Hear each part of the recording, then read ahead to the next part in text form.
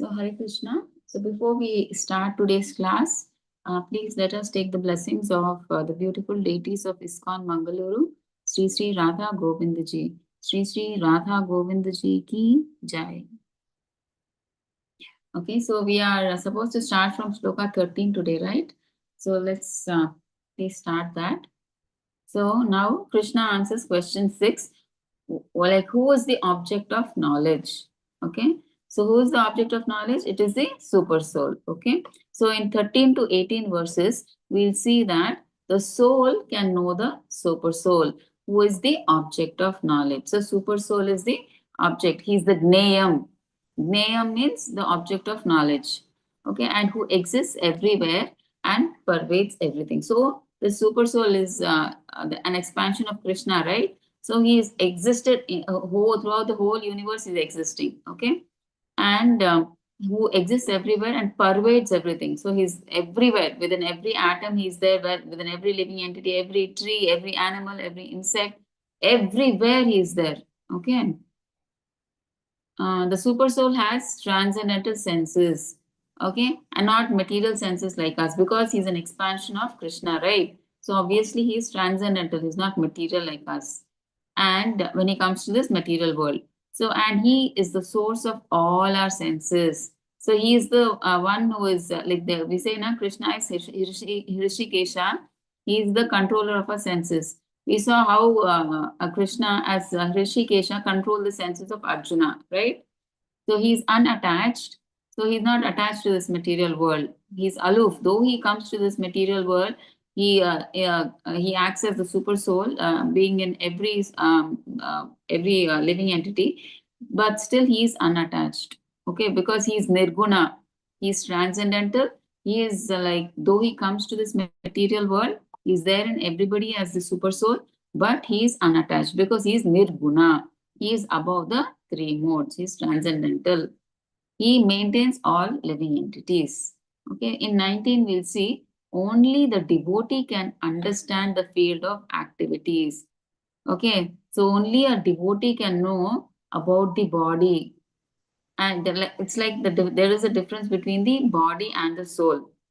Okay, so only when you have that knowledge, like of the body, soul, and super soul, then you can attain liberation. See, if you don't know the concept of soul, what you'll think, I'm just this body, I have to feed this body, I have to maintain this body, I have to give comfort to this body.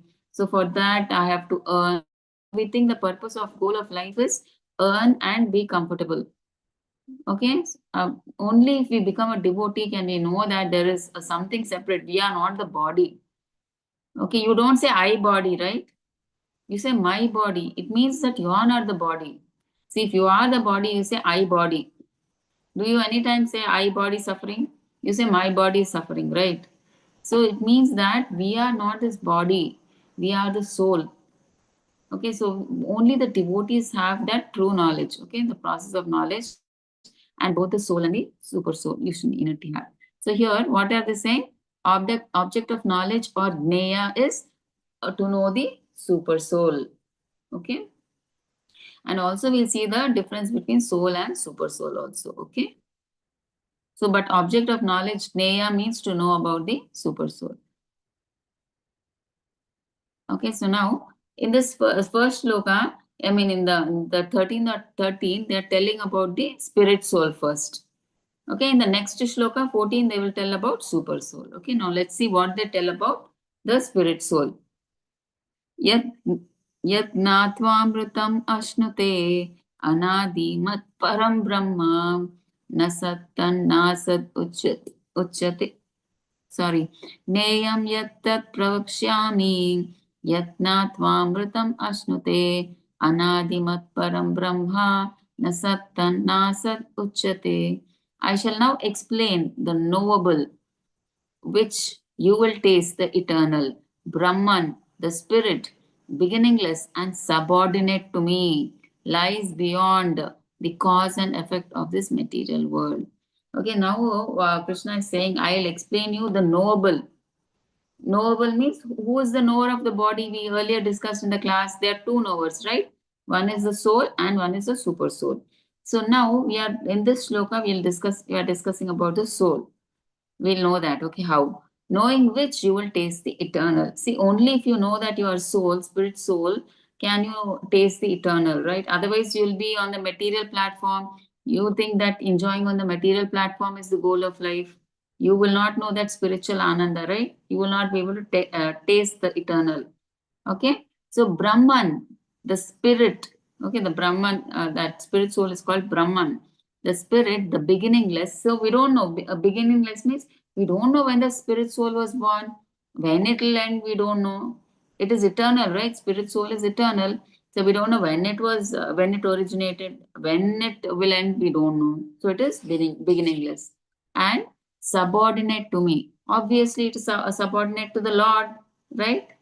Okay, to the super soul it is subordinate, or to Krishna it is subordinate.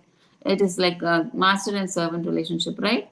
So lies beyond the cause and effect of this material world. So the soul is actually does not belong to this material world, but because of some reason, because we wanted to lord our material nature, we are put here because we wanted to be separate from Krishna. So we are put in this material world. Otherwise, we are like eternal. We are supposed to be in the spiritual world. Okay. But because we wanted to enjoy separate from the Lord, we came into this material world. Okay. So now it's the same thing. Now let's see what Prabhupada says in the purport. Now he begins to explain the knowable. Okay, now Krishna is explaining, he begins to explain the knowable. Knowable means here, first the soul. So in this shloka, first Krishna is explaining about the soul, and then in the next shloka about the super soul. The living entity is eternal. Okay, there is no specific date at which the jiva was born, nor can anyone trace out the history of the Jivatma's manifestation from the Supreme Lord. Therefore, it is beginningless. Okay, so it has no start and end date, the soul. It is eternal. Okay, Sat, forever it is there. The Vedic literature confirms this. Na jayate mriyate va vipaschit. Katha Upanishad 1.2.18. The knower of the body is never born and never dies, and he is full of knowledge. So we know that the spirit soul is Satchidananda. It because we are part and parcel of Krishna, right? Krishna is also Satchidananda Vigraha. So we are, since we are children, we are part and parcel of Krishna. We are also Satchidananda, but he is 100% Satchidananda. We are like 1%, maybe 1% Satchidananda, but we have the same qualities of Krishna. Okay, so that's what they are saying. He is also full of knowledge. He never, spirit soul is eternal. It is never born. We don't know when it was, when it began, when it will die. We don't know. So it is beginningless, and it is full of knowledge. Sat Chit. Chit means what? Full of knowledge. Sat means eternal. Okay, the Supreme Lord as the super soul is the Pradhana Kshetragna Patir Gunesha. So, the chief knower of the body and the master of the modes of material nature. So, the Supreme Lord as the super soul. Now he has come, right? Krishna has come as an expansion of the super soul. We saw how Krishna expands. I told you, right? Yeah, yesterday and in a previous mini class, I told the expansion, how finally the super soul comes into existence. So, he's an expansion of Krishna. So, he is the main chief knower of the body. So in the body, there are two knowers, right? In the heart, soul and super soul. Okay, so who is the main knower? He is the super soul. And the secondary knower is the individual soul. Okay, and the super soul is the master of the three modes of material nature. Okay, so we know that, right? So be it super soul or any expansion of Krishna is Krishna himself, right? It's just an expansion of him. So Krishna is Nirguna, though he is the master of the spiritual and spiritual world and the material world. He created the three modes, but he is aloof from them. He is, even though he comes to this material world, he is not affected by the three gunas. He is above the three gunas because he is not material. He is transcendental, right? He is Nirguna. He is in Shuddha Sattva. Okay. In the Smriti, it is said, Dasa Bhuto Harer Eva Nanyasvaiva Kadachana. The living entities are eternally in the service of the Supreme Lord. So we were born to serve the Lord. Actually, we were created by the Lord to serve Him, to give pleasure to Him.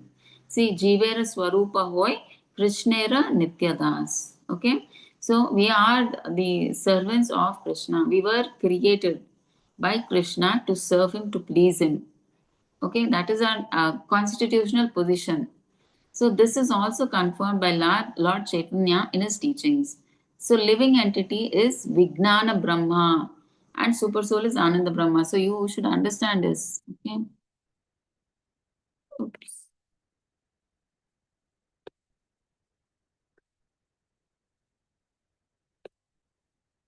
Okay. So living entity is known as Vijnana Brahma and Paramatma, super soul, is known as Ananda Brahma. Why living entity is known as Vijnana Brahma?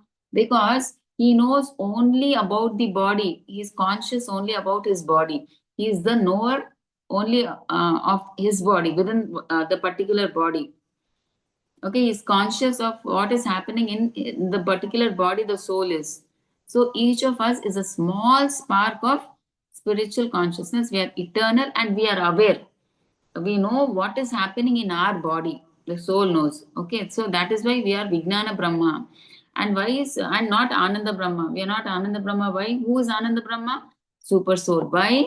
Because the supreme Lord, the super soul, is seated in everyone's heart. Okay, he is not only the object of knowledge, he is not only gnayam, the object of knowledge, but also the knower of all fields. Means he is the knower of the bodies of all the living entities that are there in the whole universe. Okay, and he is the source of unlimited bliss. Okay, he is Ananda Brahma. He is the Satchit Ananda. Sat means eternal, Chit means knowledge, full of knowledge. Ananda means full of bliss. Okay, so he is full of, he is eternal, he is full of knowledge, he is full of bliss. Okay, so the difference between Vijnana Brahma and Ananda Brahma, why the living entity is called Vijnana Brahma and why super soul is called Ananda Brahma, is because in a Jiva, he knows only about himself. The soul is conscious only of his body and he is just a small spark. See, like super soul is like a fire and we are like a spark, right?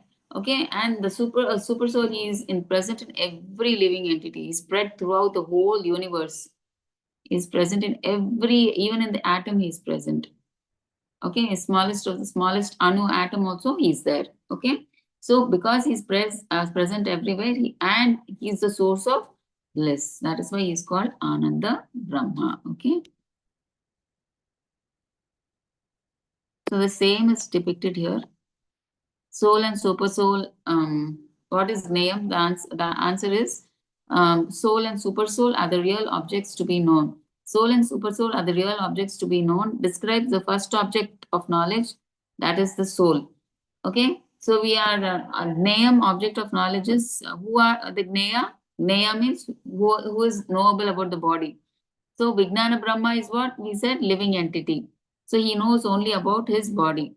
And Ananda Brahma is the super soul. He knows not only about, our body, his body, but everybody's body he knows.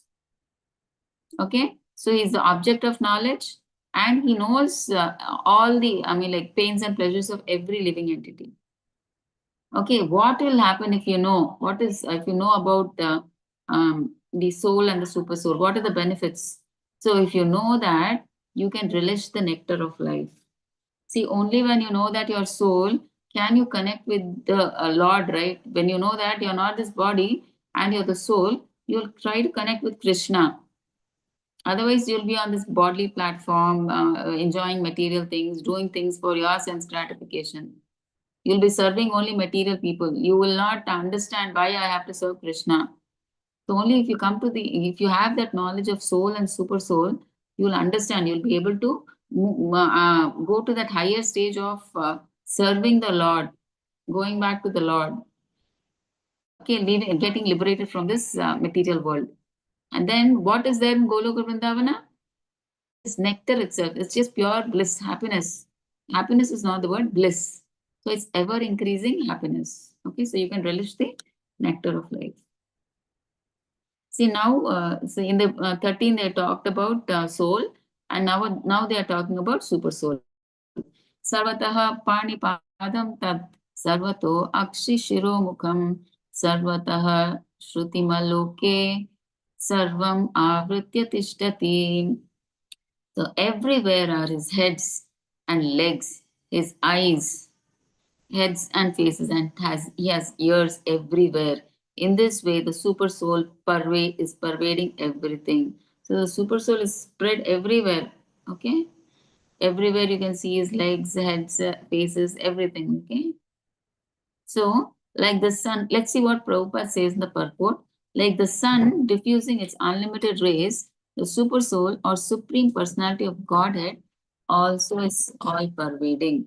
See, if the sun rises, it is like it enters everywhere. It does not say that, oh, this person is poor, I will not enter. This person is rich, I will enter his house. It does not say like that, right? Once the sun is on the top, it spreads its rays everywhere.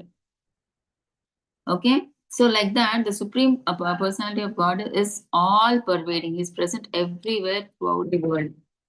I mean, throughout the whole universe, he's present. Okay, through his legs, everywhere. You see the picture above right here. See, he's spread everywhere. Okay. Oh, we've seen the universal form, right? Like that. Exactly what we are talking about. We can't know like where it's starting, where it's ending, right? Like that.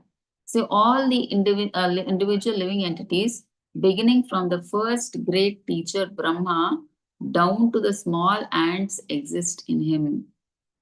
Okay, so everybody, the whole universe is in him because he's the creator of the universe, right? So we all have come from him, right? So we exist in him because see, as Mahavishnu, first what he does, he breathes out all the universes. After the universes are created, Garbhodak Sai Vishnu enters into each of the universe. And then slowly the living entity through Brahma, first Brahma comes out, and Brahma starts giving per the living entity's karma, the jivas start coming out, right? And again the jivas do their karma, and again when pralaya comes, everything again goes into him only, right? Mahavishnu again, right? So from him only it comes, and from him only he only creates, and again we go into him only. Okay, so everything exists in him. So they are unlimited heads, legs, hands, and eyes, and unlimited living entities. All are existing in and on the super soul.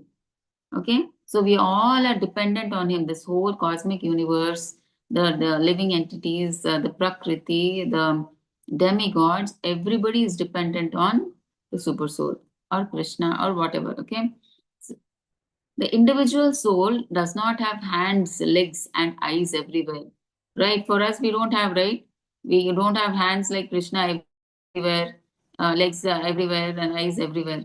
Okay, the Supreme Lord, he can extend his hand without limit, but the individual soul cannot. See, for example, see, Lord says that if anyone offers him a flower or a fruit or a little water, he accepts it. But we may wonder if the Lord is far distance away, if he's in Goloka Vrindavan, we are offering here at our house, how can he accept things? It is because he is omnipotent. Okay, the Lord is present everywhere. So even though he is situated in his own abode, far, far away from earth, he can extend his hand to accept what anyone offers. So his hand is so long from Goloka Vrindavan, he can put his hand here and he can take our offerings. Okay. So in the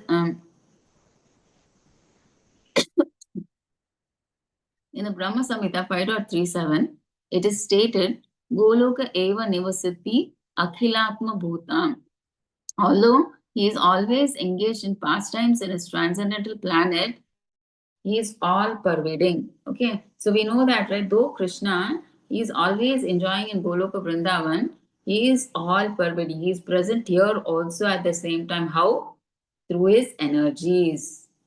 Okay, through his three Vishnus. Okay, he's there. Through his Purusha avatars, he is there. The individual soul cannot claim that he is all pervading. Obviously, the individual soul, he cannot say that I am throughout the universe, I'm present. No, right? Wherever we are, that is what we can perceive. The soul can understand. He is not all pervading. He is not everywhere. So this verse describes the supreme soul. We can understand, right? The personality of Godhead, not the individual soul. So the same thing is said here. You're talking about the question Gnayam. So super soul is all pervading, and Srila Prabhupada strongly confirms that this verse describes the super soul and not the living entity. Okay. 15. Sarvendriya gunabhasam sarvendriya vivarjitam asaktam sarvabhritchaiva nirgunam gunabhoktrucha. The super soul is the original source of all senses.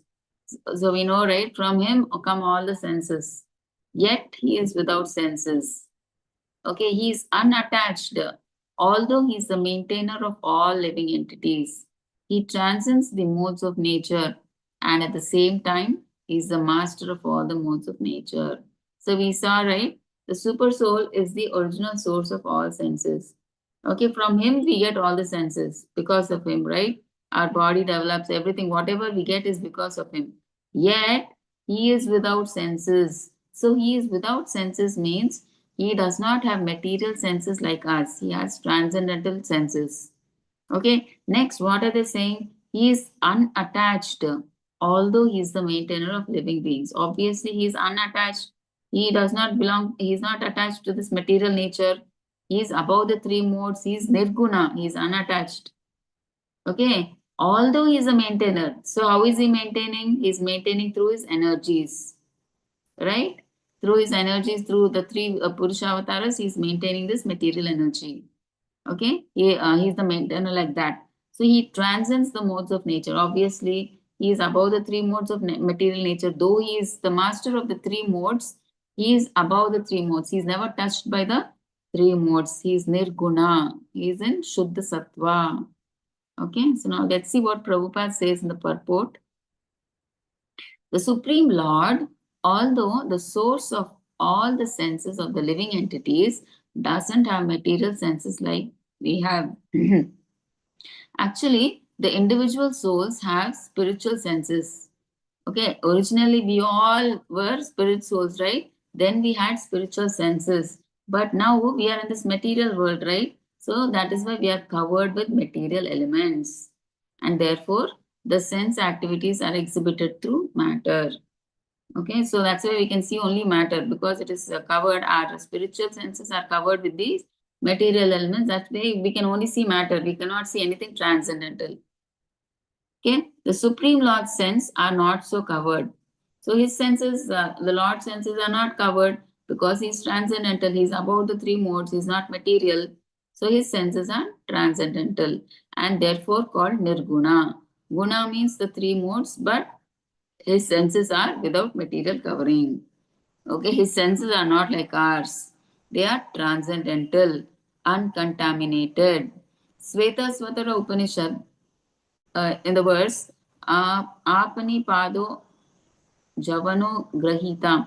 The Lord, with his uncontaminated hands, accepts all sacrifices offered. Okay, so whatever we offer, the Lord accepts all the offerings that we give. Okay.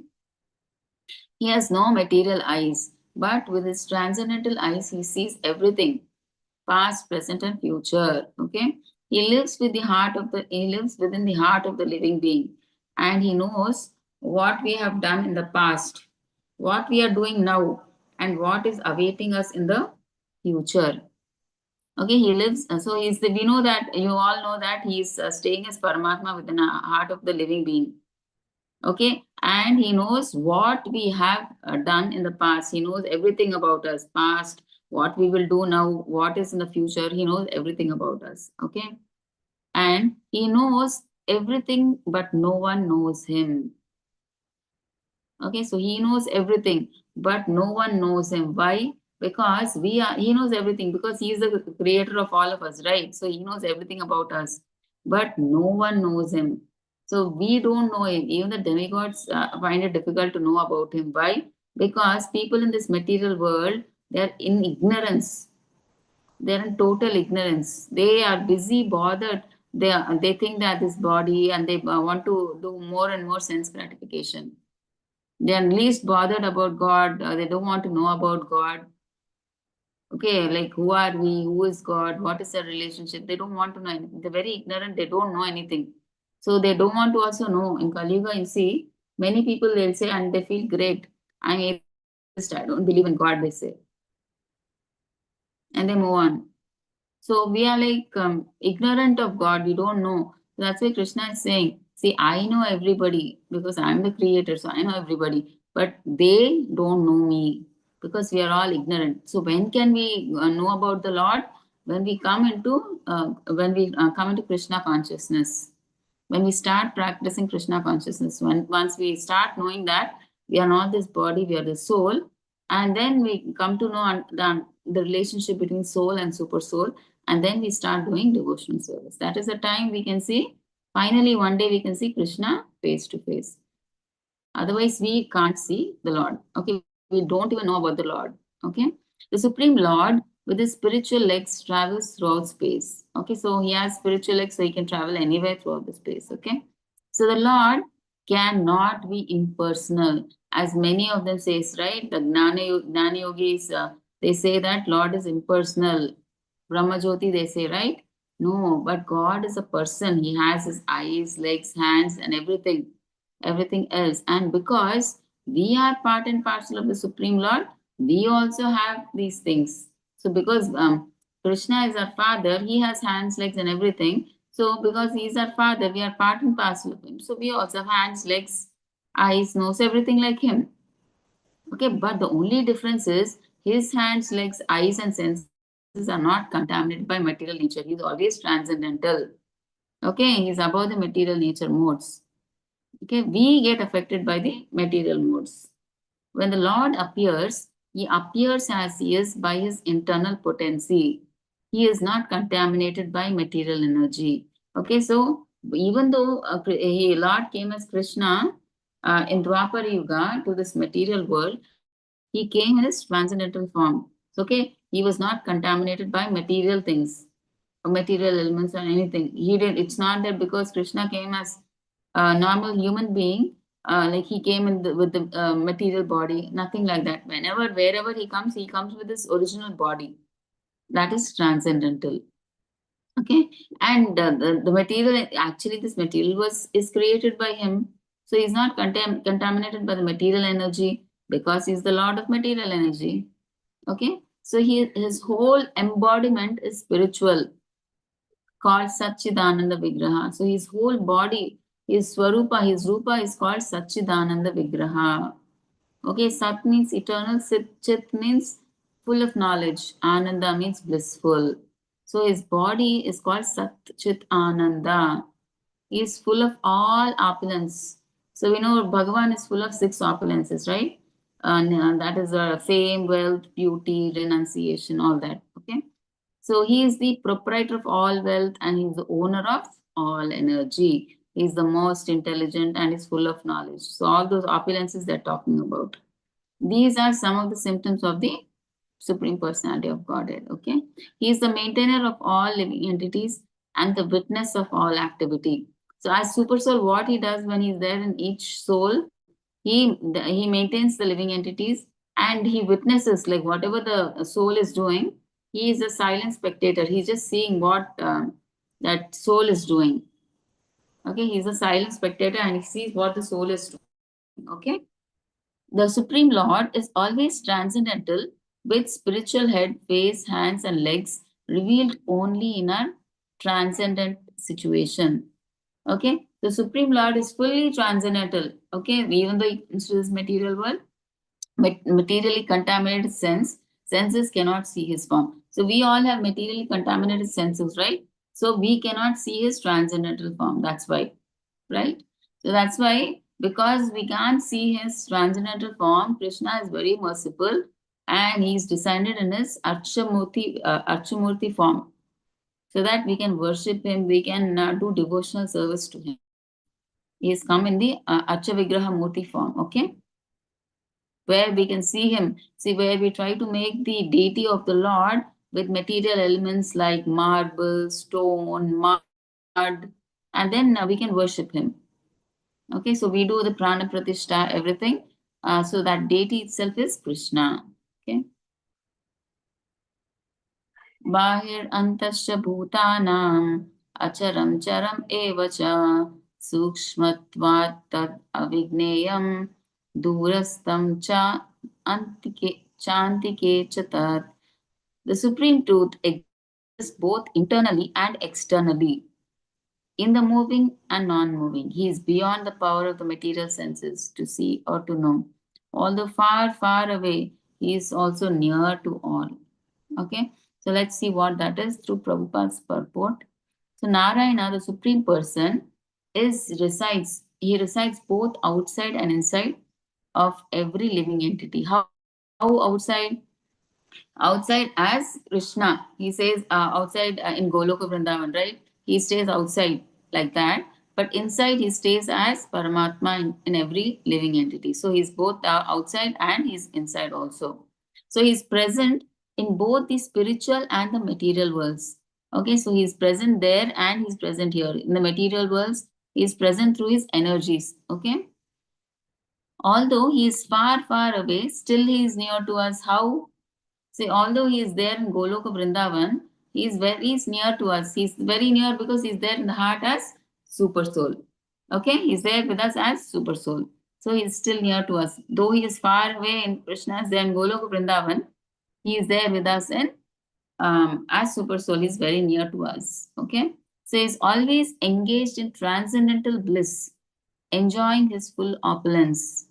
Yeah, so he's always in Golok Vrindavan. He is like fully happily and enjoying. He's reciprocating with his devotees. Okay, he's always doing some pastimes with his devotees. Cannot be seen or understand with these contaminated material senses. So mundane people, they can't understand Krishna. Okay, they with their contaminated material senses. Okay, when they see pictures of Radha and Krishna, they think it is the mundane lust and everything.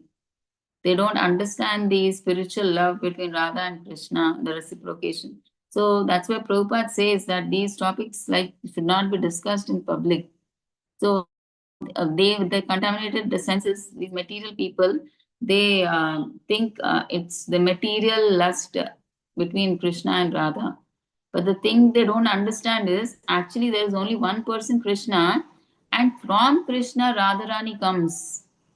Because Krishna wanted to enjoy some pleasure. So from Krishna, he created one energy, the Hladini potency.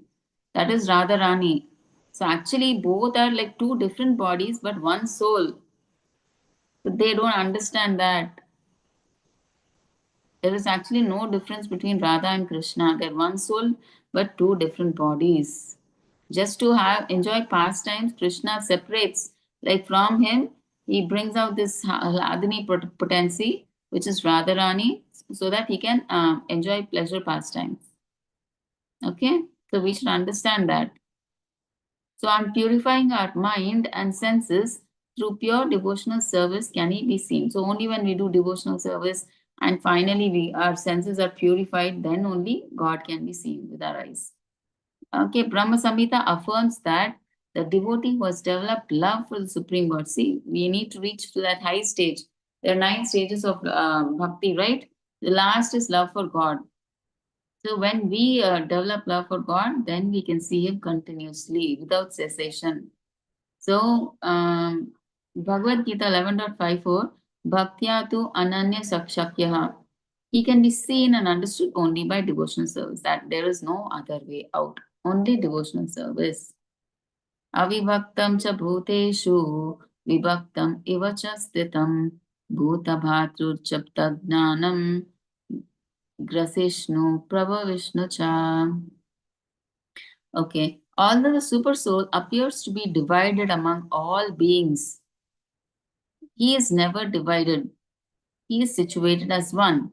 Although he is the maintainer of every living entity, it is to be understood that he devours and develops all. Okay. So we may see the super soul is present inside you. So it's present inside Abhijit Prabhuji, it's present inside Sai Durga Mataji, it's present in me, and it's present in all of you. So doesn't mean that super soul is by bit is divided and is becoming small and small. No. Even though he is present in everybody as the super soul, he is still the same. He is still one and he is still the same.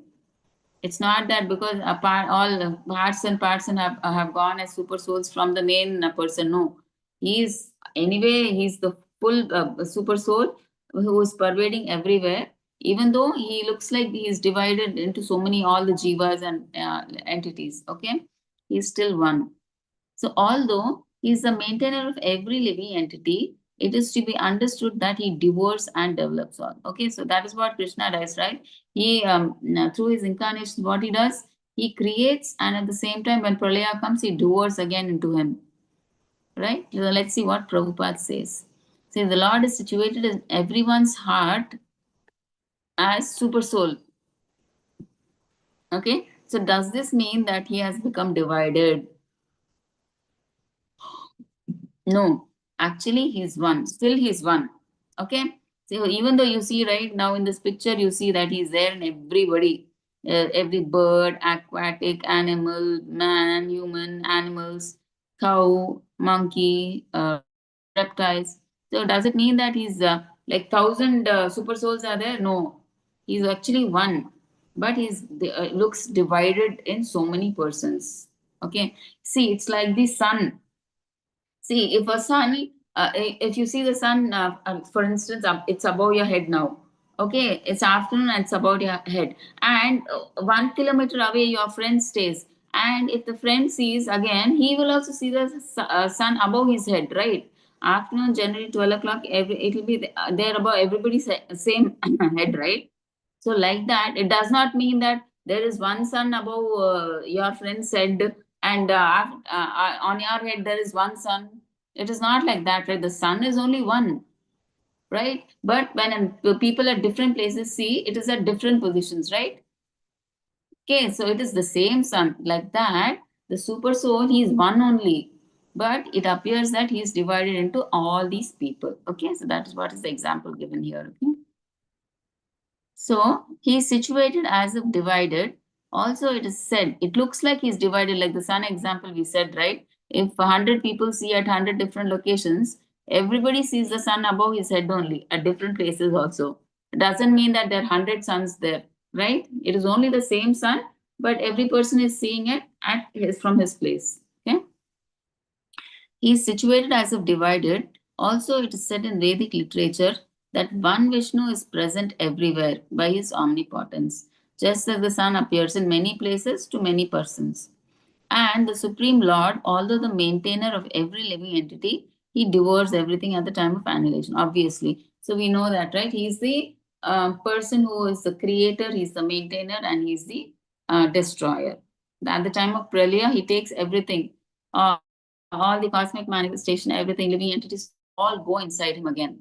Okay, in the form of time, right? Because this material nature has a start and end date, right? And when that particular time comes, he devours everything. Okay, he's the annihilator, the killer of all. So where there's creation, he develops all from their original state. And see, now when the time for creation comes, he creates, and then at the time of annihilation, he destroys. Okay, he is the origin and the rest. So he is the first person, right? He is the origin's first person, and he's the rest. He's the origin in the sense he is the one who creates this material world, and again he is the rest, and again he is the one who destroys and he takes every living entity inside him. He is the resting place again. So all these facts are supported by Vedic literature. So that's 17. That is what I say. Super soul is undivided. Though he's present, it looks like he's present. So many super souls are there, but it is not so many super souls, but is only one super soul. But it appears that he's there like that, like the sun example we saw, right? Like that. Okay, so next 18th shloka. Jyotisham apitat jyotis tamasaha param uchyate gnanam gneyam gnanagamyam ridhi sarvasya vishtitam. He is the source of light in all luminous objects. Okay, he is beyond the darkness of matter and is unmanifested. He is knowledge He is the object of knowledge and he is the goal of knowledge. He is situated in everyone's heart. So let's understand this through Prabhupada's purport. Okay, the Supreme Lord is the source of light in all luminous objects like the sun, moon, and stars. Okay, the Supreme Lord, as all of us know, like he has very bright effulgence that is coming from his body. So that light is absorbed by the sun and everybody, and from the sun, the moon and the stars take the light. That light is reflected onto the moon and stars. Okay, so the main light comes from the bodily effulgence of the Lord. Okay, and in the spiritual kingdom, there is no need of sun or moon because the effulgence of the Supreme Lord is there. Okay, so there in the spiritual world, there is nothing as called as electricity over there. Okay, moon or sun is all not needed over there. Okay, because the effulgence of the Lord itself is enough for them to lighten up the place over there. In the material world, that Brahma Jyoti, the Lord's effulgence, is covered by Mahat Tattva. So, does any of you know who the concept of Mahat Tattva here? No, Mataji, please explain. Yeah, I'll do that. I'll do one thing. I'll actually, when 20th shloka comes now, I will tell you all those Prabhuji and Matajis, like how from Prakriti, the first thing is comes Mahat Tattva, from Mahat Tattva, how everything comes, how the three gunas which were unmanifest first, how they manifest and all, I'll tell that in the 20th shloka. So it is like, I hope I will be able to explain it properly. So I'll try my level best to make you all understand. Okay, in the 20th shloka, I will explain all that. Okay, so that actually Mahat Tattva is a place where the material, what is it, say, the whole cosmic it's a place where Mahat Tattva is a place where the cosmic manifestation will come into existence. Okay, so please think it is like that. I will explain detailedly. So it's a place where that Mahat Tattva, that light, the Brahma Jyoti cannot pass through. So it is full of darkness, that place. So this material world is a place of darkness.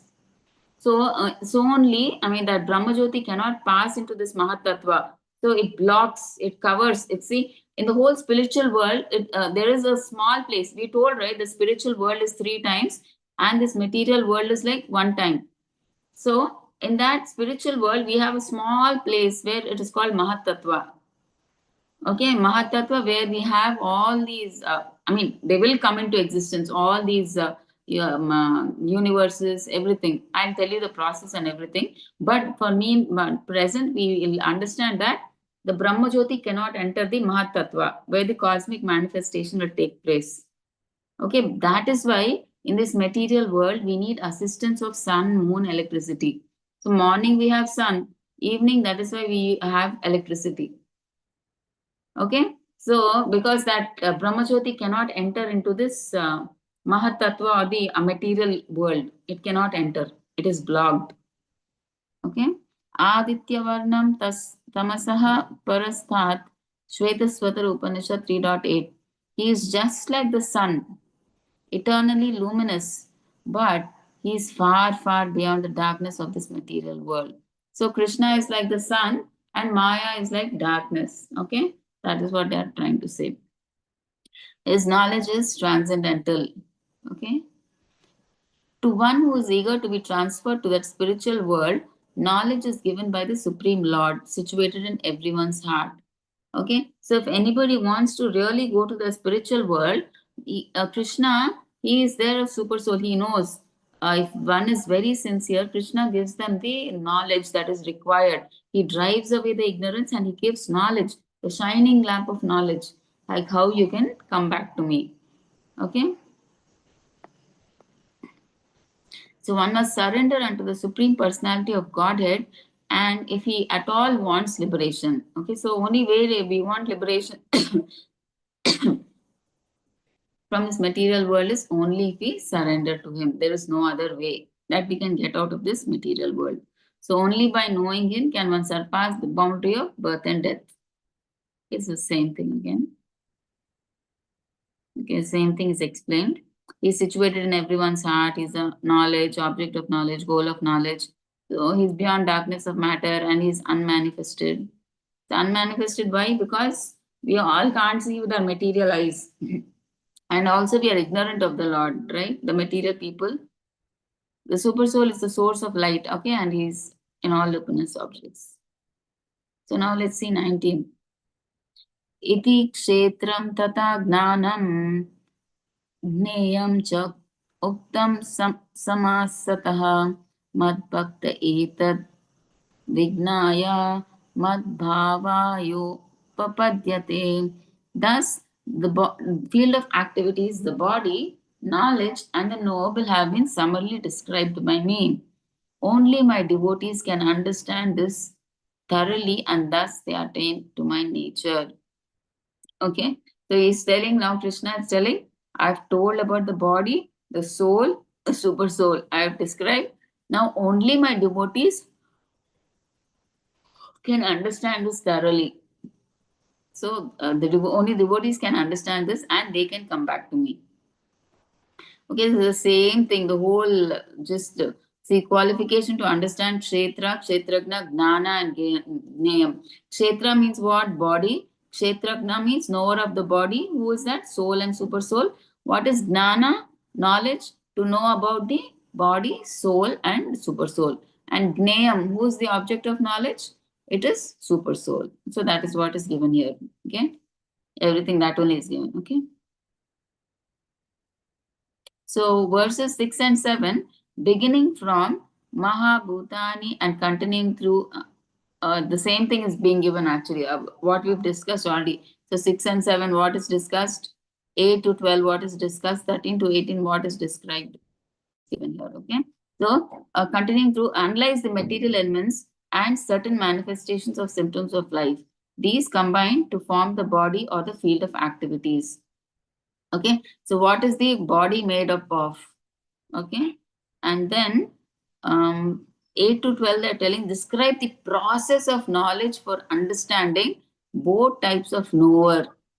Okay, the field of activities, namely the soul and the super soul. What is they describes the process of knowledge to understand this about the soul and the super soul. And 13 to 18 describe the soul and the Supreme Lord. Okay. So now let's see 20.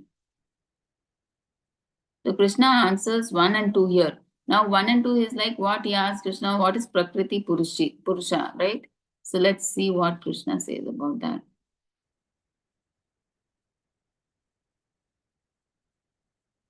Okay, Prakritim Purusham Chaiva Vidhi Anadi Upavapi Vikarams Gunams Chaiva Vidhi Prakriti Sambhavan. So I will try to explain now in this shloka, right? Because I thought this is a good point, a good stage where I can explain how the material world is created. Okay, from Prakriti to how the earth, like cosmic manifestation, comes from Prakriti. Okay, so material nature and living entities should be understood to be beginningless. So you understood this concept. I got this doubt, like I didn't understand this part, so I was diving deep into this. Then many points came out. Okay, so material nature. I thought material nature itself is this universe, but the concept itself is different. Okay, so the material nature and the living entity should be understood to be beginningless. So the material nature is actually the energy of the Lord, right? And the living entities are also actually material nature is the inferior energy. The living entities are the superior energy of the Lord. Okay, so it should be understood that they are beginningless. So material nature, Prakriti, is the energy of the Lord. Okay, so that it is beginningless. It means that it is eternal. It is there forever. Prakriti and soul. Soul is also, we don't know when it started and when it will end. So it is never ending. Correct? So that is what they are saying. Prakriti and Jivas, they are eternal. They have no beginning, no end. Okay? Please understand this. Okay? And I'll try to take you to that point now first.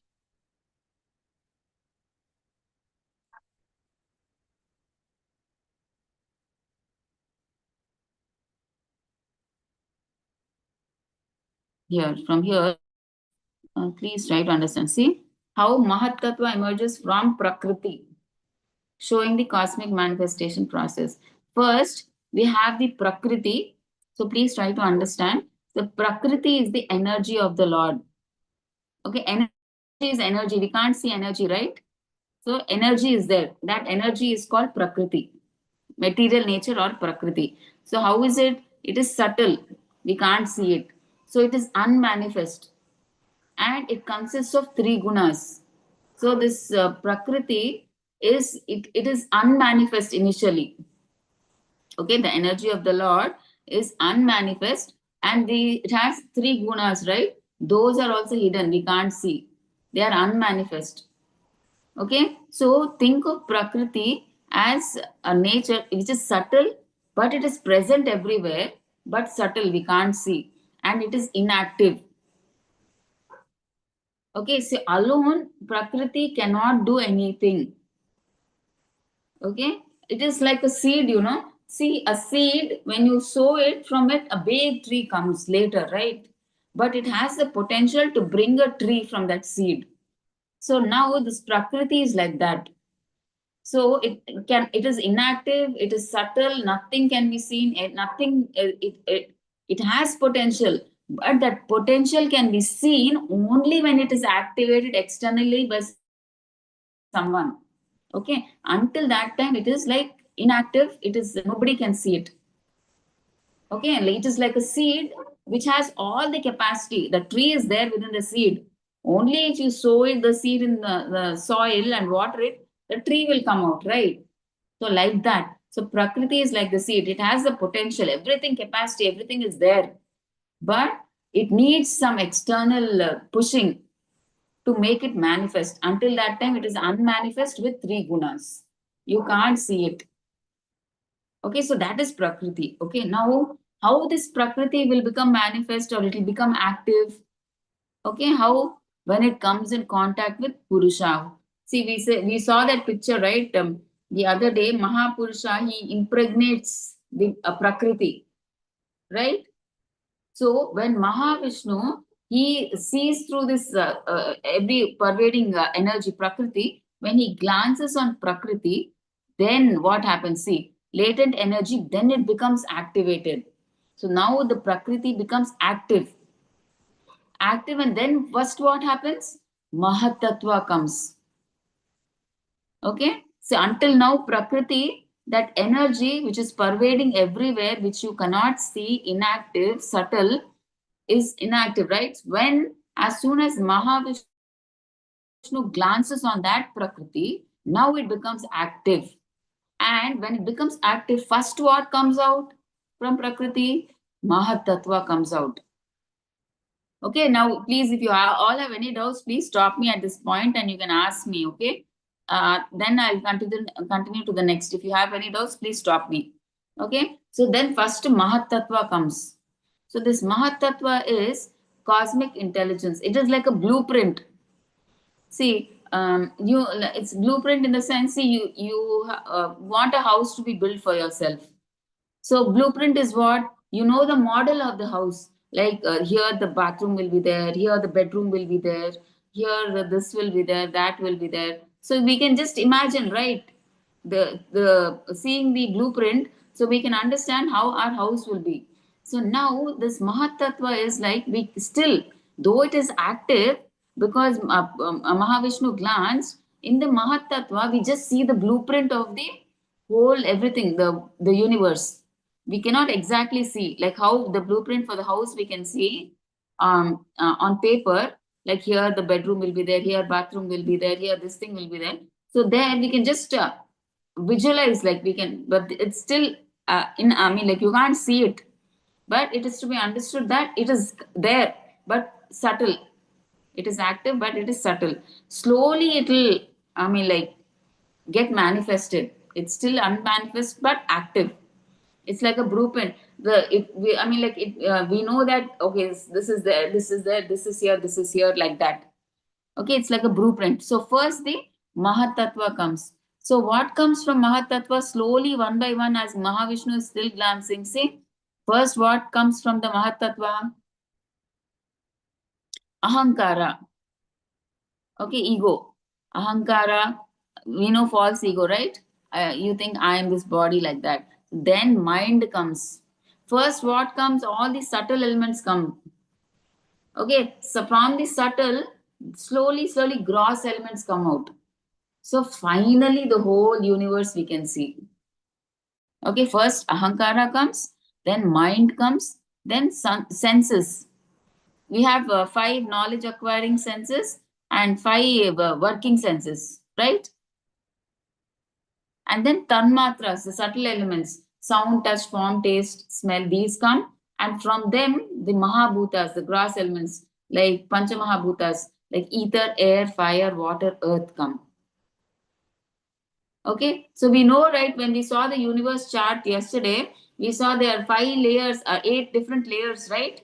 So that is what is slowly they are preparing like that, one by one. So first Ahankara, the subtle, from subtle, then finally the gross, the whole universe develops. So like that, the material universe is developed actually. Okay, from subtle and gross, see finally, ether, air, fire, water, earth. So that is the universe, right? That is the layer. That layer is covered, and then Garbhodaya Sai Vishnu finally enters into that. Right? Like that.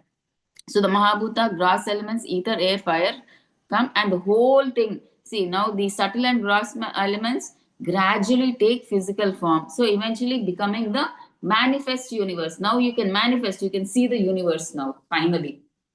So that is how the universe comes actually. This is the process. See, that Mahatattva initially looks like nothing material. See, it's like just a blueprint. You know, like this will come here, this will come here, this will come here, like that. So it is just pure intelligence or subtle cosmic consciousness. Subtly, you know that, okay, the cosmic manifestation, okay, here this will be there, this will come, like that. Okay, it is luminous and it is formless, you can't see. Okay, the seed from which the entire universe will emerge. So it has everything, it is there, everything is there, but slowly it will come out. Like from the seed, the tree will come out slowly, right? One day it won't become a tree. So like that, from the Mahatattva, slowly, one by one, first Ahankara will come, then mind will come, then senses will come, then Tanmatras will come, then finally, one by one, now finally we can see ether, we can see air, we can see fire, we can see water, earth, like that, we can see all. Finally, we can see the cosmic manifestation. So this is how from like Prakriti, which is unmanifest, by the activation of Mahavishnu, it becomes activated and the Trigunas also start functioning. And then the first product is Mahatattva. And from Mahatattva, once it becomes active, slowly Ahankara, mind, senses, Tanmatras, Mahabhutas come. And then like slowly, it becomes visible. It becomes manifest. From the unmanifest to the manifest stage, it comes. Everybody one by one, they come like that. Okay, so this is the chart. See, Purusha is the Mahavishnu. So on Prakriti, see contact. So Purusha, I mean Prakriti by itself cannot become active. It is always an inactive state. So what happens is, after when Pralaya comes, this cosmic manifestation again goes back into Mahavishnu. It's not that it is going forever. It is just unmanifest now, because it is there in the body of Lord Vishnu. Again, when the time is needed to create, it again manifests itself when creation begins. So, but that energy you cannot destroy, right? Prakriti is the energy of the Lord. So, energy cannot be destroyed. So, the energy is like manifest and unmanifest. But the cosmic manifestation is temporary. It gets washed away by Pralaya. That is temporary. See, this earth and everything, that is temporary. It gets washed away by Pralaya. But that Prakriti is there, right? Prakriti is permanent. The energy you can't destroy. Energy is like, you can't even see. It is like, it is there. It is the Lord's energy. It is there. That will not be destroyed forever.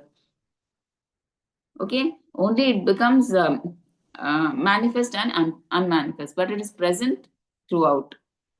Okay, only the cosmic manifestation, that is the universes that come through the Prakriti, like those, they become washed by Pralaya and they are destroyed. That is temporary. But Prakriti is like forever there. It is like eternal.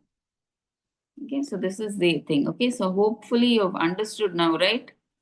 See, Purusha plus Prakriti gives Mahat Tattva, and from Mahat Tattva comes Ahankara, then from Ahankara, mind, senses, subtle elements come first, which we cannot see. Subtle mind, senses, subtle elements we can't see. Sight, taste, we can't see. From that, slowly now, what we can see? So gross elements, earth, water, air, fire come. And then finally the manifest. You can see the universe. Manifest means the one we can see with our eyes. Universe is there. Okay.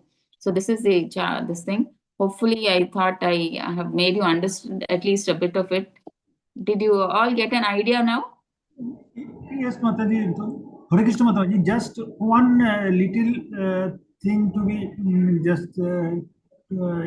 just explain. That is the thing that Mahatattva is there in one side, and in the other side there is Mahavishnu, Garbhodakshai Vishnu, Kshirodakshai Vishnu. How these two are related? What is your question, Prabhuji? First, you asked. I asked that there is a Mahatattva, okay? Yeah. That you have explained now.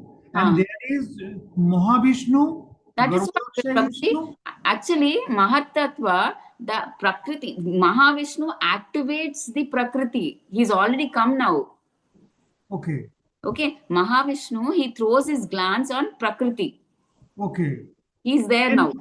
So now Prakriti came. Yeah, Prakriti came and all the universes became manifest. And once the universes became manifest, they are floating on the Karna ocean.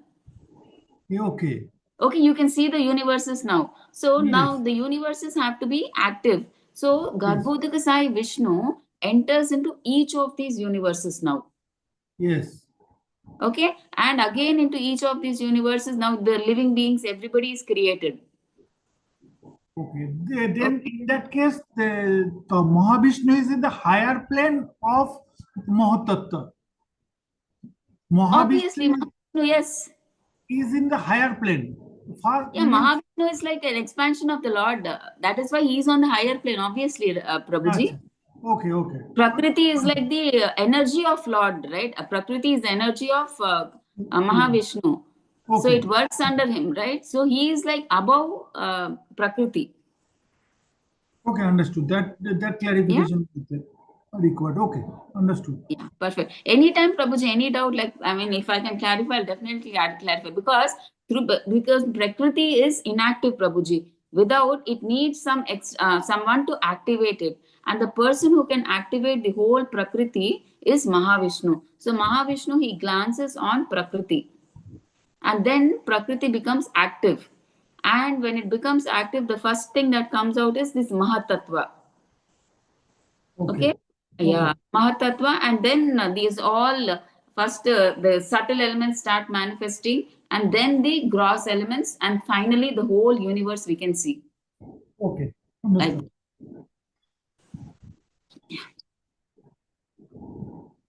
Okay, so now let's see.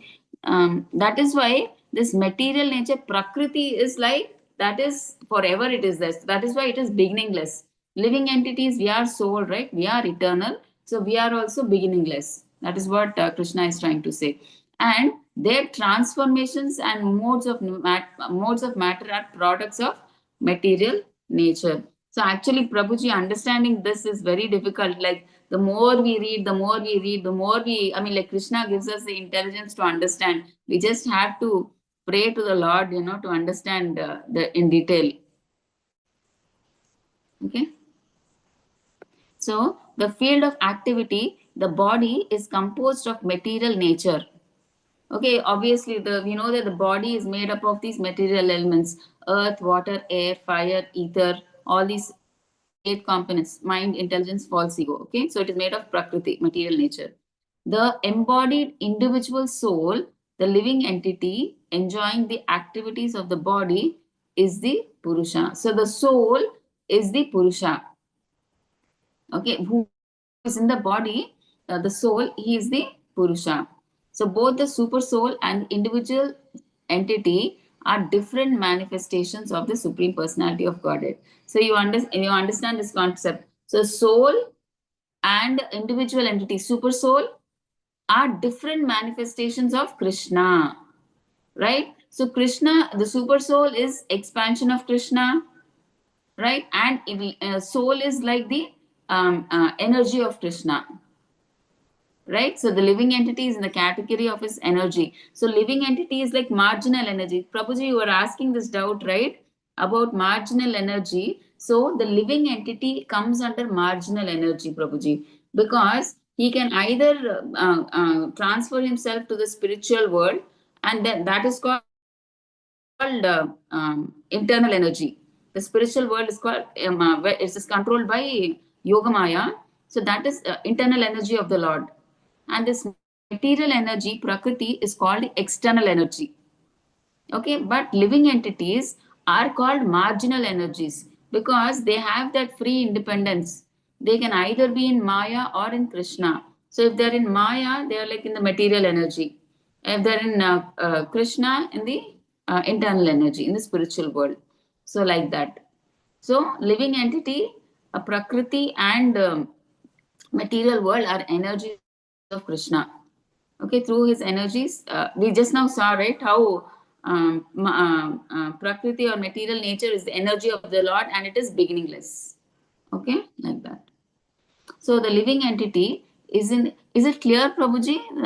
Living entity, marginal energy? Yes, Mataji, it is clear. Okay, fine, fine. Thank you, Prabhuji. The living entity is in the category of his energy. That's why he's saying, from me only, from Krishna only, the super soul has come.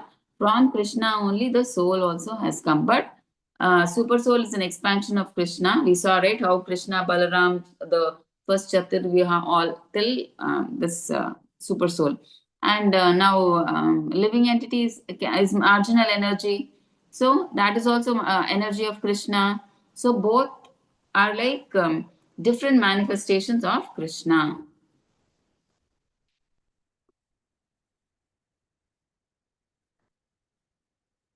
Okay. Karya Karana Kartrutve Hetuhu Prakritir Uchyate Purushaha Sukha Dukkhanam Bhoktrutve Heturuchyate. Nature is said to be the cause of all material activities and effects, whereas the living entity is the cause of the various sufferings and enjoyments in this world. Okay, so let's see what Prabhupada says. See, according to one's desires and activities, material nature places one in various residential quarters. See, how does a jiva take birth? Based on what? Like whatever desires and activities. See, suppose for if he wants to eat more of non-veg, so he will maybe get a body of a tiger. I mean, one example, not exactly tiger. I'm just trying to relate. So, based on the desire, because you want to eat raw flesh, you have an interest in eating raw flesh. So, Krishna, depending on your desire, he may give you a body pertaining to that, what you desire. So, he may give you body of that. So, that is your residential quarter now. You will stay in the body of a tiger. The soul is put in the body of a tiger so that he can enjoy raw flesh and blood. Okay, so he's given that particular residential quarter to stay. So the being himself is the cause of his attaining such residential quarters. So now he is only responsible for getting the tiger of the body tiger. He should not say that after he's in the body of a tiger, no, I don't want the body of a tiger. No, he has to accept it because he desired it. He wanted to eat raw flesh. Now he should not say, no, I want body of man, I don't want body of tiger. I want to eat raw flesh in the body of man. No, you won't get it. You will get only based on your desire. You ask raw flesh, so you will get body of tiger only, like that. So, and his attendant enjoy and his attendant enjoyment or suffering. Yeah, and in that body now he has to, like whatever enjoyment or suffering he has to bear that only. that body.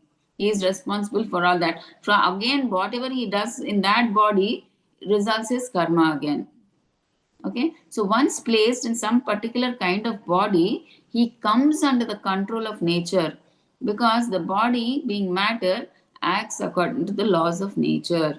Okay, so once he gets a particular kind of body, because he's in this material nature, and nature, you have to follow some rules. See, now you are staying in a particular state, you have to follow the rules of the government, right? So like that, when you have taken a body in this material nature, you have to follow the rules and regulations according to that.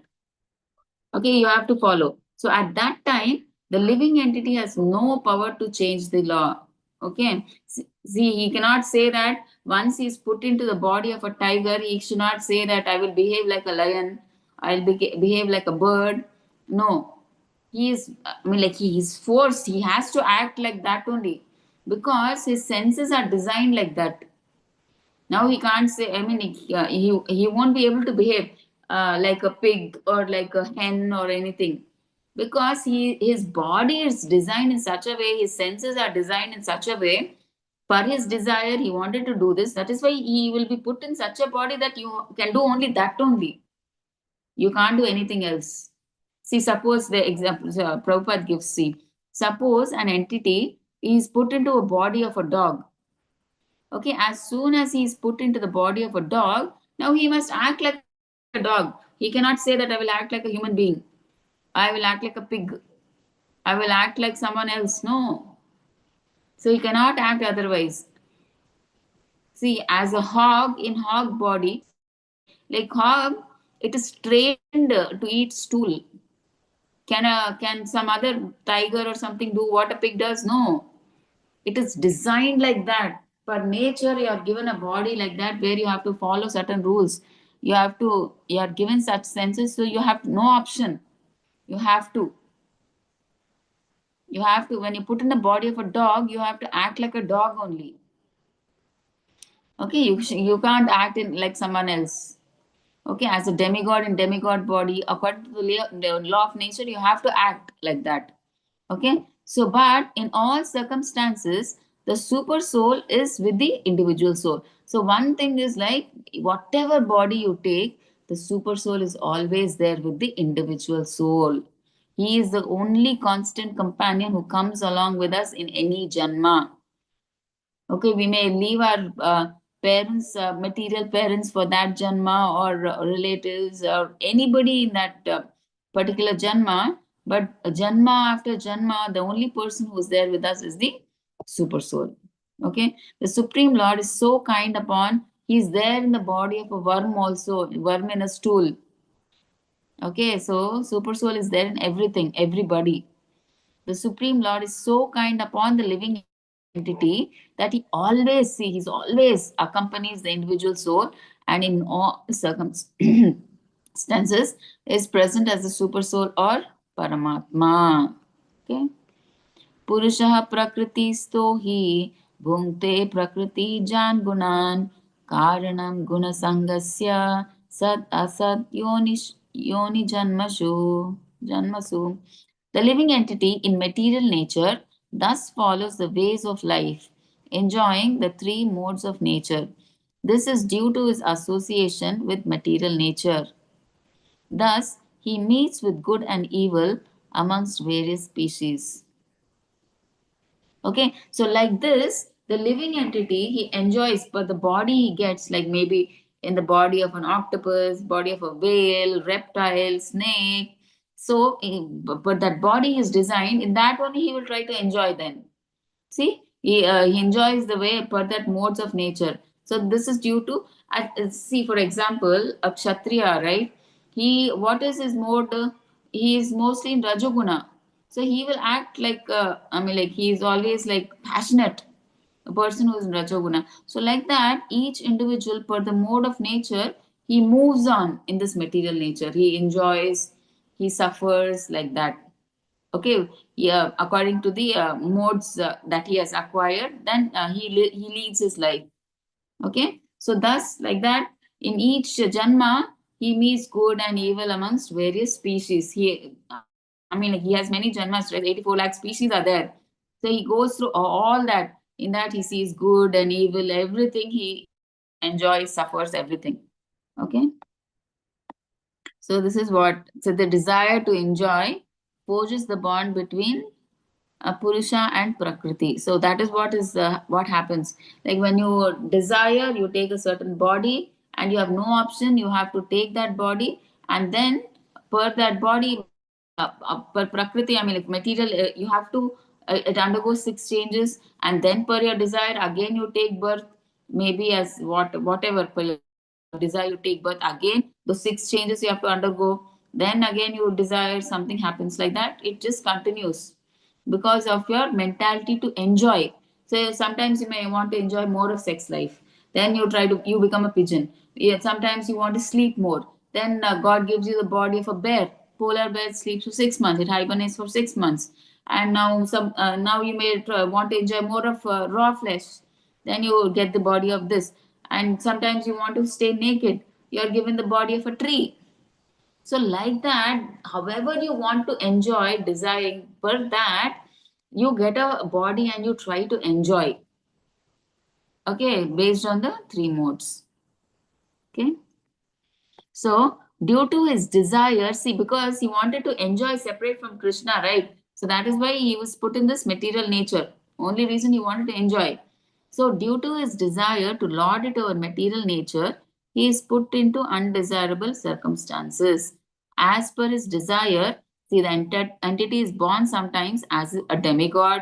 See, like however he wants. Sometimes he may be born as a demigod, man, sometimes as a beast, bird, worm, aquatic, saintly man, bug.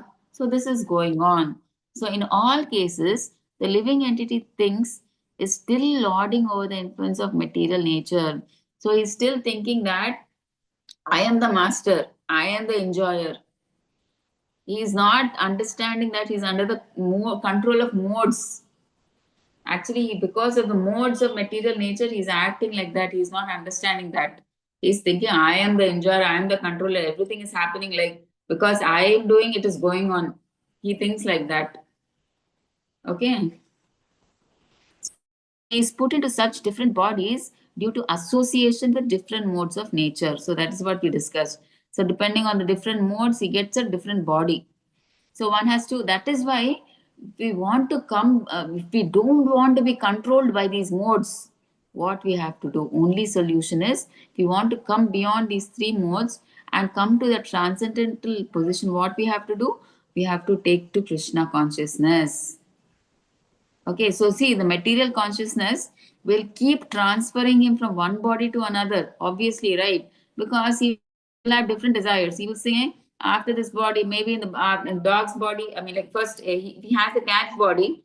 Then when dying, he may think that, oh, these dogs have killed me. That's why, and he'll be thinking about dog, dog, dog. Next Janma, he may get the body of a dog. And in the Janma of a dog, maybe maybe some lion killed it, and then it must be meditating, oh, the lion killed me, and then it becomes a lion. So like that, if you meditate on whatever the desire, depending on that, you'll get a body per the modes. Okay, so we have to transcend above these modes. So only way we can become nirguna is above these modes is by practicing Krishna consciousness. Okay, so because of these desires only, see, you gain bodies. Why do you get body? Because you have material desires. If you have spiritual desires, you don't get a material janma. Only because you have material desires, you are forced to take janma again. Okay, so only Krishna consciousness is the way out for you. So hearing or shravanam from authoritative sources is very essential, as Arjuna is hearing from Krishna about the signs of God. Okay. उपदृष्टानुमन्ता च भर्ता भोक्ता महेश्वरः परमात्मेति चापि युक्तो देहेऽस्मिन् पुरुषः para. Yet in this body there is another, a transcendental enjoyer, who is the Lord, the supreme proprietor, who exists as the overseer and permitter, and who is known as the super soul. Okay, so now what are they telling? We see in the purport, The individual soul enjoys the activities of a particular field. Okay, but the super soul, see, the individual soul, suppose we are in this body, we will be able to enjoy what, because what this body is permitted with, the senses, what we have, we can enjoy for that, this thing, how much ever we are allowed, we can do to that maximum extent. Maybe see, suppose there are 56 items in front of you. Will you, as a human being, will you be able to eat all the 56 now? So your body has a limit. See, in the human body itself, some can eat more than you, some can eat less than you. So like that, your senses have a limit. Okay. So the individual soul enjoys the activities of his body. Okay. But the super soul, he is present as a witness. So since the super soul is present in every living entity, so he is present as a witness. So he sees, he is upadrishta. He sees what the soul is doing, every activity that the soul is doing, he's a witness. He notes down, okay, he's done this good thing, he's done this bad thing. Upadrishta, he's seeing everything. He's a silent spectator. And he permits, Anumanta, means he gives permission. See, the soul may desire, oh, I want this house, I want to earn so much money. So the Supreme Lord, he, I mean, like, per his karma and whether it is good for him, he sanctions or not sanctions. It's he like it's up to him. He permits or not permits. He gives permission like that. And he is the supreme enjoyer. The super soul is the supreme enjoyer. He is Paramatma, not Atma. Okay, so super soul is Paramatma. He is not like the ordinary soul. Para means transcendental. So so Atma and Paramatma are different. So we know that, right? Paramatma is expansion of Krishna, and Atma is energy of Krishna. So both are different. So Paramatma is transcendental, and Atma is, so Atma is also spiritual, but because it has come to this material world, it has become material. Okay. But super soul, even though it has come to this world, it is we know he is an expansion of Krishna. So he remains transcendental, however, wherever. Okay. So the super soul Paramatma has legs and hands everywhere. Okay. While individual soul cannot. Okay, the Paramatma, the Supreme Lord, residing within sanctions all the individual soul's desire for material enjoyment. So we said, right, he is there as the permitter, Anumanta. So depending on what he desires, the Lord sanctions all the desires of the souls for material enjoyment. So without the Lord's sanction, the individual soul cannot do anything. So only if he sanctions can he do something. So the individual is called Bhukta. So he is the maintained, and the Lord is Bhokta. He is the maintainer. So he maintains all of us. Okay, we are the maintained and he is the maintainer. So Lord is staying within the innumerable living entities as their friend. So he's staying as super soul in our heart as our friend. Why is it not coming?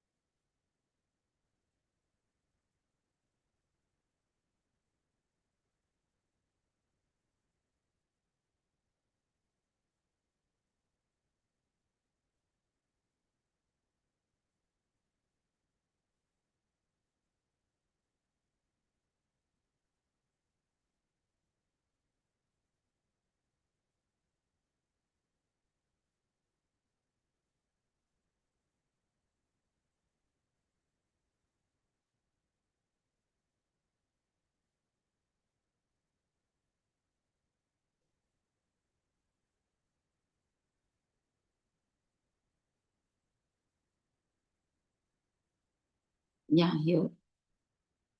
Yet the living entity has the tendency,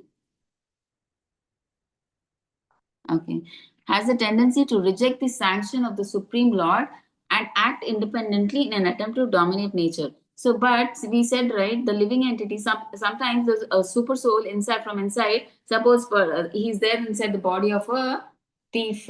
Now the super soul may say, don't steal, it is bad, you may get caught by the police. But sometimes the soul may rebel against the sanction. He says, no, no, no, you should not, I will not allow you to do. But still he forces the Supreme Lord, no, no, I want to do. So then super soul says, okay, I'm telling you it is bad, but if you still want to do, it is your call. It is left to you. Whatever happens, you are responsible for that. Okay, always, from inside, the super soul always guides us. Sometimes you feel that instinct, right? No, I should not do, I should not do. But because of some uh, force, we still do it. Even though we know it is not bad, right? We do it. So that is like the super soul is telling you from inside, don't do it, is not good for you. Okay, but still we don't listen sometimes. At that situation, we become weak or something, but we just do it.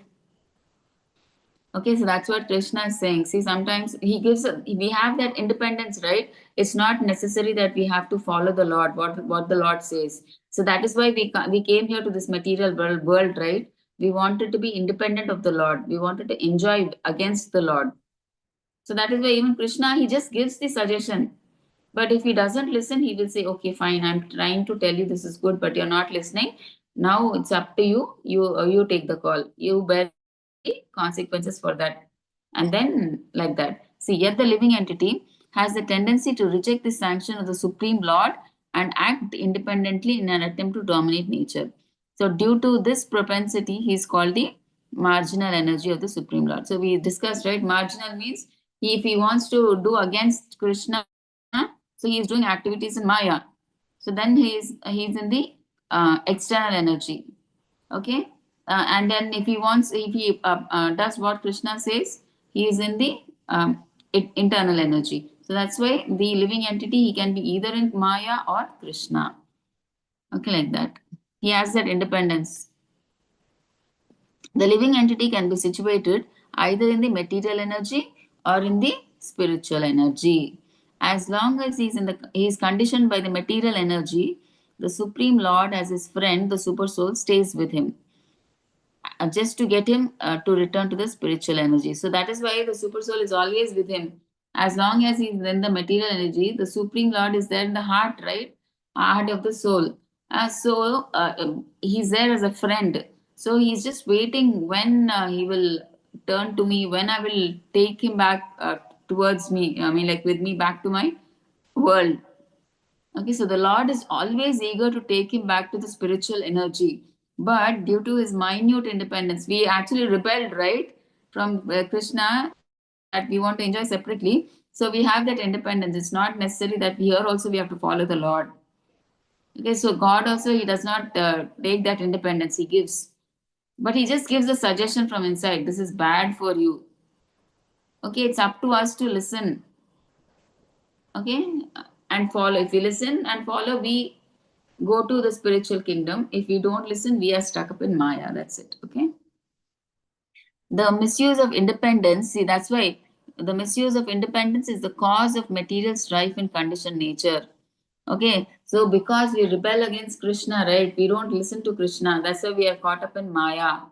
So that's why we are again and again we are roaming here only in the cycle of birth and death in this material world.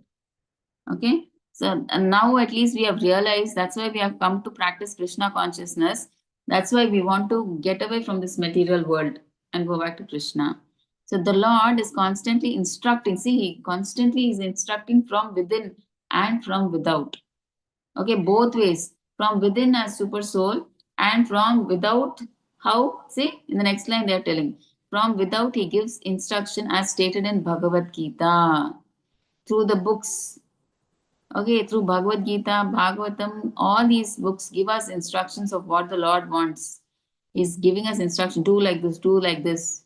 You will come back to me.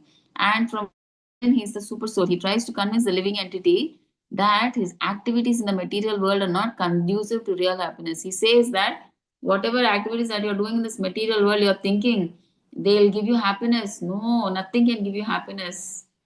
This is not happiness. It's like Krishna, he says that like in a desert, if you find one drop of water, is that happiness? But we think that is happiness because we are used to that amount of happiness and we think that only is happiness. How if you find a oasis over there, so much of water, that is the spiritual world. We are being just satisfied with a drop of water and we think that is everything. Okay, so just give it up and turn your faith towards me. Then you will be happy, he says. Thus, the intelligent person, that's why many who are intelligent will take to Krishna consciousness. Not That's why you see there are not many devotees. 1% of the whole world become devotees. Not everybody comes to Krishna consciousness. See, only the intelligent. See, how many people come to buy a diamond? Very less person, right? Like that. So only the intelligent person can take up Krishna consciousness. So thus the intelligent person who places his faith in the Paramatma or the Supreme Personality of Godhead, he begins to advance towards a blissful life of eternal knowledge. Ya evam veti purusham prakritim cha gunaihi saha sarvata vatmanopi nasa bhuyo abhijayate. So one who understands this philosophy concerning material nature, the living entity, and the interaction of the modes of nature is sure to attain liberation. He will not take birth here again, regardless of his present position. So one who knows this, like how we are stuck up in this material world, how the jiva is stuck up in this material world because of these modes, when he understands that, he will try to get above the modes. So the only way you can come above the modes is break into Krishna consciousness. Okay, that is the only way. Okay, where he can come out. Okay.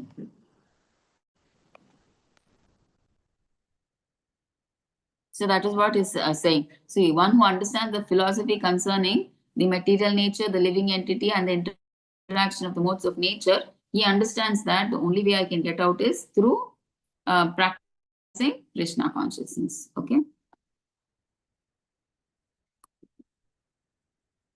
ध्यानेनात्मनि पश्यन्ति केचित् आत्मनम् आत्मना अन्ये सांख्येन योगेन कर्मयोगेन चापरे.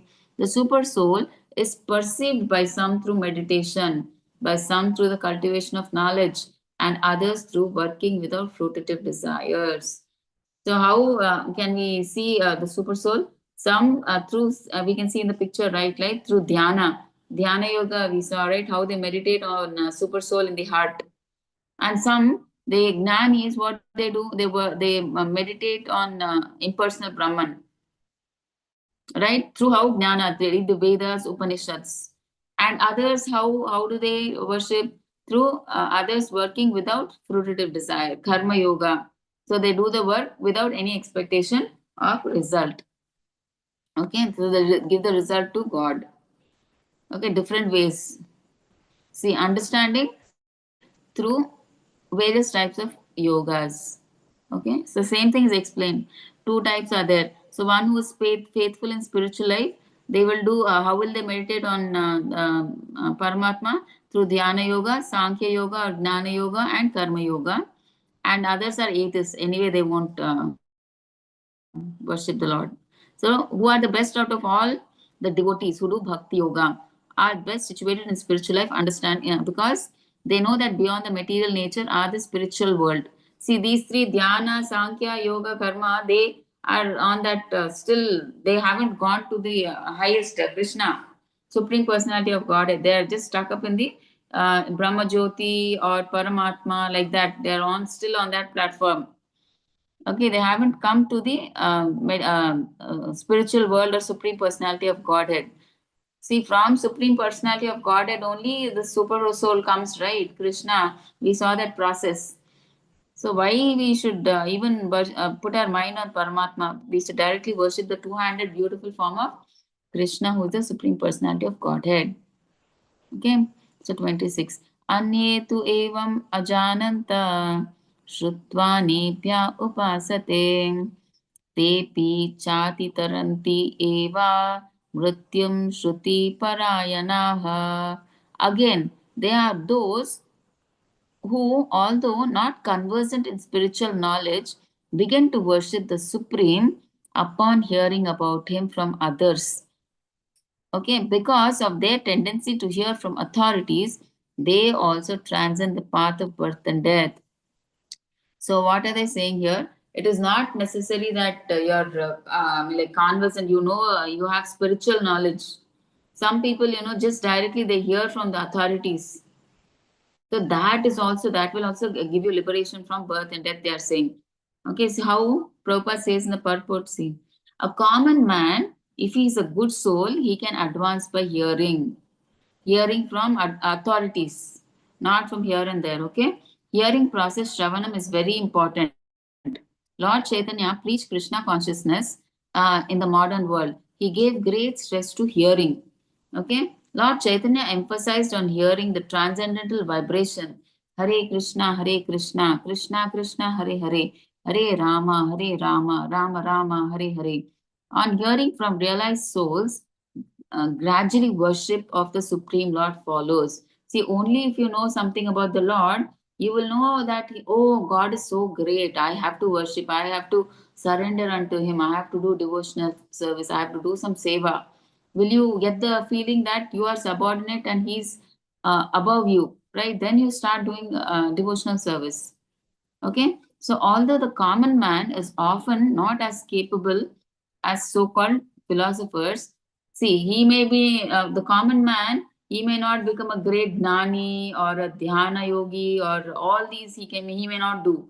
But what he can do, he can hear from authoritative persons that will also help him transcend. He does not have to do great, go to like a gnani, go to the forest, read the Vedas, Upanishads, and then merge into the impersonal Brahman, or like a Ashtanga yoga, do all those yogas, control the senses, mind, everything, and put your mind on the in the heart of the and meditate in super soul. He cannot do all that. Common man like us cannot do all that, right? So what we can do, we can just hear about the Lord. From whom? From the authoritative person who come from parampara, disciplic succession. Okay, a Guru Parampara who follow such persons you have to hear. So once you hear from them, you would definitely go back to Godhead. That's what is being said here. So only hearing from authorities, not from YouTube, I will see one video, or internet, from TV, I will see. Not like that. Nowadays it has become such a fashion. Everywhere, everybody is giving speeches. Even a common man is giving speeches. So we should be careful and we should be aware, not here and there. We should listen to anybody and everybody. We will get confused, in fact.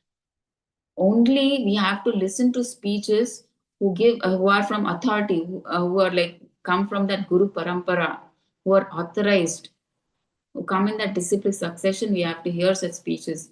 And because the common people, they know how to attract people with their talks. There's a lot of magic they do.